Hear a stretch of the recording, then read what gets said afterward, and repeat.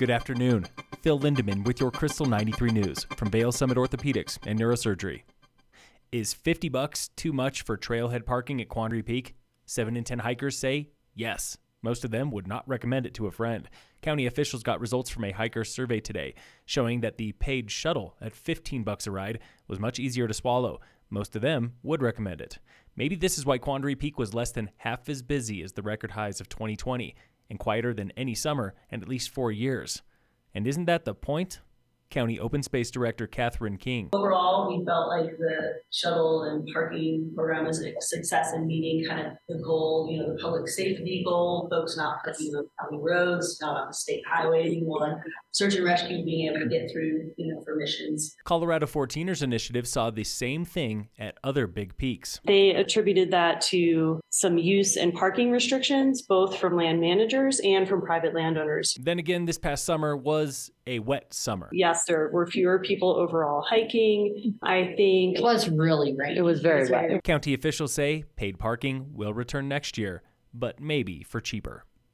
Summit County is not building its way out of the locals' housing crisis, but it could be buying its way closer. 42 workforce housing units that are preserved. We're really happy with that. It would have taken longer to build 42 units. That was Jason Dietz with the Housing Authority, updating commissioners on the county's Housing Helps program. That program pays property owners to put a deed restriction on their units. For the second time in 2 days, Summit Sheriff's deputies arrested a man in Keystone for resisting arrest and assaulting an officer. 1 week ago today, an 18-year-old man kicked, clawed, and spit at deputies while reportedly on drugs. The man's own father had called the cops, saying his son was naked and yelling. The previous arrest was Sunday, November 20th, when a man allegedly spit on a cop during a, quote, mushroom meditation gone wrong. Outside of that, Thanksgiving revelers were mostly tame this year. Summit deputies made 6 arrests last week. That is cut in half from the same holiday week last year.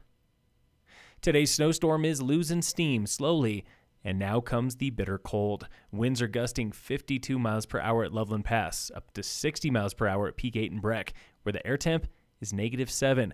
That's -43 with wind chill. Now on to the snow totals. They're all over the place. No more than 4 to 5 inches at ski areas here in Summit, 10 to 11 inches at Vail and Beaver Creek, upwards of 17 inches at Crested Butte, and further west into Utah. Local avalanche danger is most likely changing. Check the forecast by 5 o'clock today at avalanche.state.co.us. In sports, the U.S. men's national team lives to play another day at the World Cup, defeating Iran today, 1-0. Next up is the Netherlands in the round of 16 this Saturday. Tonight, the Avalanche are playing the Jets at 6. And in local sports, Summit High boys basketball is scheduled to be in Evergreen tonight for the opening scrimmage of the season. Phil Lindeman with your Krystal 93 News from Vail Summit Orthopedics and Neurosurgery.